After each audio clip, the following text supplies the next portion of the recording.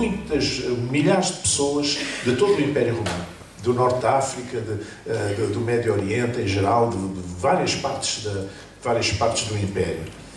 E, como nós vimos, ele passou a ser, nesta história, o xerife passou a ser Simão e ajudou a carregar a cruz. Eu gostava só de refletir durante uns breves momentos sobre o que é que passaria na cabeça deste homem, o que é que estava na cabeça deste homem perante o quadro que nós aqui vimos, finalmente. Ou seja, durante a Via Dolorosa, onde ele viu aquele homem já esgotado. Jesus tinha sido torturado, tinha sido chicoteado, não era com um chicotezinho de seda, era com um chicote com pontas de cabedal, com pontas de osso, ou seja, rasgava as carnes, as suas costas estavam todas, tinham sulcos, como a terra quando se mete o arado, cheio de sangue, um homem esgotado, cansado, e o centurião, com medo que ele morresse ali e não cumprisse a missão que tinha, que era crucificá-lo, se não acontecesse ele teria que pagar por isso, então ele chamou alguém para ajudar, e esse alguém foi Simão Cireneu. O que é que estaria na cabeça desse homem? Eu creio que estava, sobretudo, espanto, choque e espanto.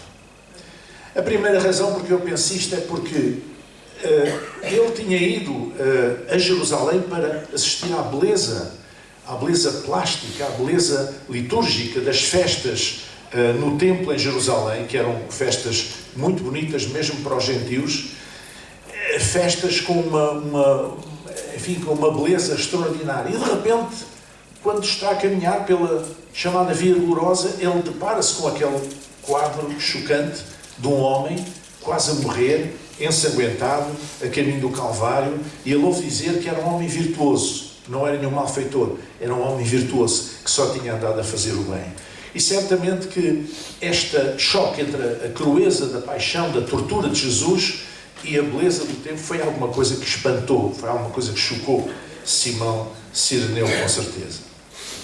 E faz-me lembrar um pouco, este contraste faz-me lembrar um pouco o contraste atual entre alguns ditos cristãos, aquilo que dizem e aquilo que fazem.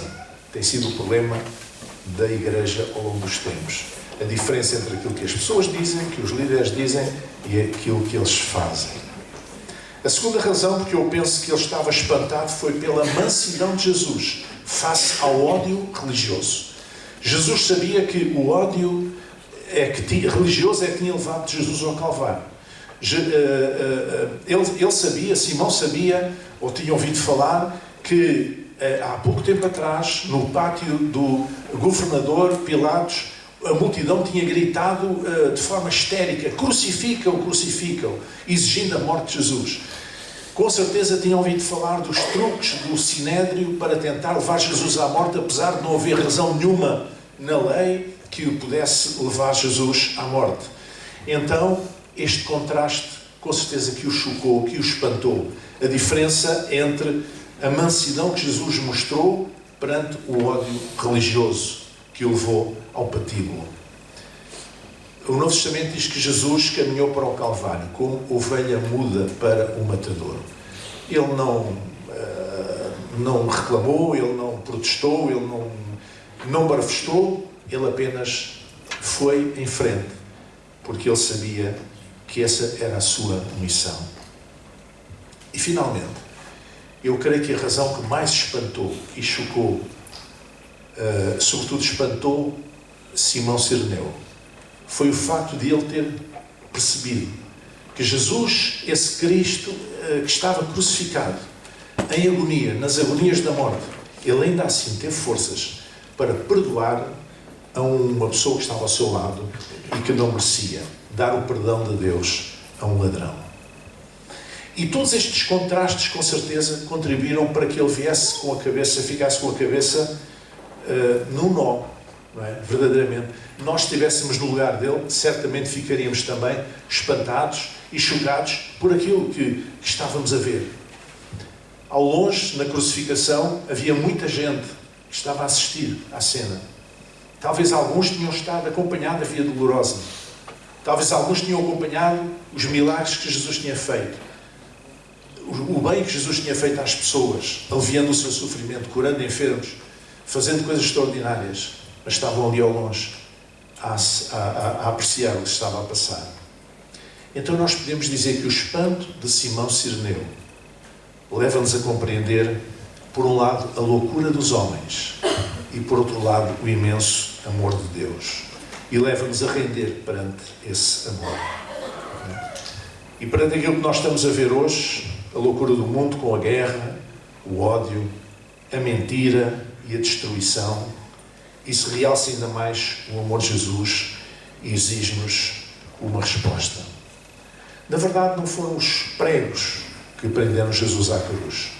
Nós sabemos que ele podia ter chamado miríades de anjos e teria levado ao céu. Mas ele quis beber o cálice até o fim. Ainda com muito custo. Pai, se é possível, passa de mim este cálice. Não era possível. Ele tinha que o beber até ao fim. E ele bebeu até ao fim. Ele expirou, ele consumou a nossa salvação, ele desceu ao reino dos mortos e ao terceiro dia ressuscitou, vencendo os grilhões da morte, vencendo a própria morte, vencendo a força do pecado, vencendo o império do pecado. E dessa maneira, fazendo de nós que queremos nele pomos a nossa fé, mais do que vencedores. Não apenas vencedores, mas ainda mais do que vencedores. Portanto, todo aquele que nele crê e que se submete a Jesus é mais do que vencedor. E aquilo que prendeu Jesus à cruz, de facto, não foram os pregos, foram os laços de amor, do muito amor com que Ele nos amou.